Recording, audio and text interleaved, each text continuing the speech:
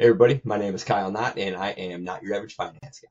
If you've been following me for any amount of time, you know that I'm a big proponent of real estate. So today we're going to look at 5 ways that real estate actually pays you. So a lot of people maybe look at one or two of these things, which probably number one and two, appreciation and cash flow. But do they really think about all 5 of them? So let's look at number one first, appreciation. If you buy a house today, what is it going to be worth next year?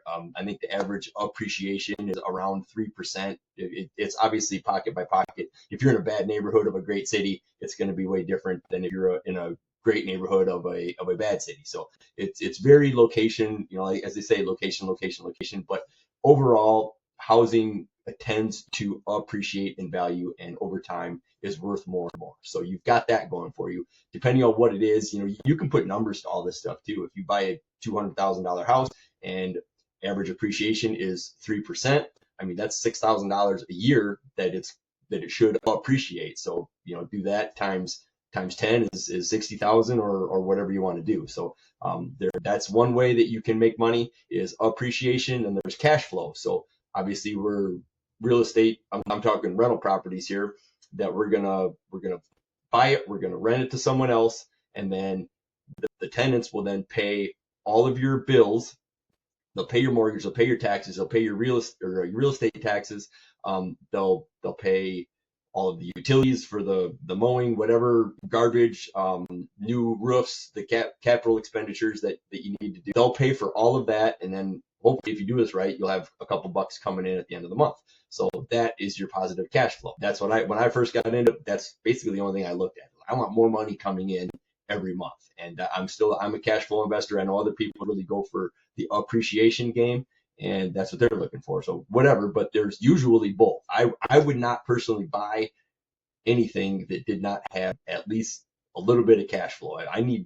It's some work, and you got to do the bookkeeping. You got some headaches to deal with. So if I don't get at least $100 a month from this, like, I'm not doing it. And depending on how much, I'm not going to put $200,000 down and get $100 a month. I want some return on my capital there. So you got a cash flow. And then number 3, principal pay down. So you got tenants in there, and the cash flow kind of goes along with number 3 there, the principal pay down. You got tenants in there, they're paying your entire mortgage. Okay. Granted, when you first start, your mortgage you're paying way more interest than you are principal. So you're paying a lot just to the bank. You're buying the bank another house, but to me, if you've got tenants in there paying that expense for you, then I don't really care. All right. Now there are other ways that we can look at some velocity bank. You look at the infinite banking policy, and those two kind of go hand in hand, and we try to maybe bring those together to pay your own principal down way faster if you want to accelerate that and get out of that payment and keep all that rent just going to you rather than going off to the bank. So there are other ways to do that, but for this scenario, we've got that as another way that the real estate pays, is the principal pay down. Say that your tenants only pay down, maybe you've got $1,000 mortgage, but they're only paying down $200 a month. Granted, that $200 doesn't go into your pocket, but that's $200 less that you owe on that piece of real estate. Maybe it's a house, maybe it's a duplex, I don't know what it is, but that's less that you owe. So if and when you ever go to sell it, that's less you owe. So even though it doesn't go into your pocket every month, someone else is paying that down for you. That's huge. So number 4 is tax deductions. The IRS is very bad. The government is very bad at providing housing. So what they do is they incentivize us real estate investors, and they give us a lot of tax deductions. Now, if you buy just a single family house, I know a single family house is 27 and a half years. The government says that it can be a brand new house. In 27 and a half years, this thing's going to turn to dust. So they give you a depreciation. You can depreciate everything. There's other ways to look at it. You can do accelerated depreciation. You can do all kinds of studies, and you can get more of the depreciation up front. So there are some tax ways this is the first year that I actually got into this and I did my taxes. I could not believe how much money that I got back in my, it's like, what is happening here? But the government really wants you to do this kind of stuff and provide housing because they're so bad at it. So they incentivize us investors to do it, and they give some great tax deductions. And it's also an inflation hedge. So if you think about it, if you throw out, I don't know, say a $250,000 house and you get a mortgage on it, Granted, it hurts right when you buy it. You might not be making a lot of cash flow. The right when you buy it is probably the worst time. Hopefully, if history keeps repeating itself, it should only get better and better. And as you move along in time, your mortgage stays level. Yes, your taxes will probably go up, your insurance will probably go up, but your rents usually go up too. So as long as that happens, your inflation hedge, what we've got there is as you're paying this back to the bank, you've got a 30-year mortgage.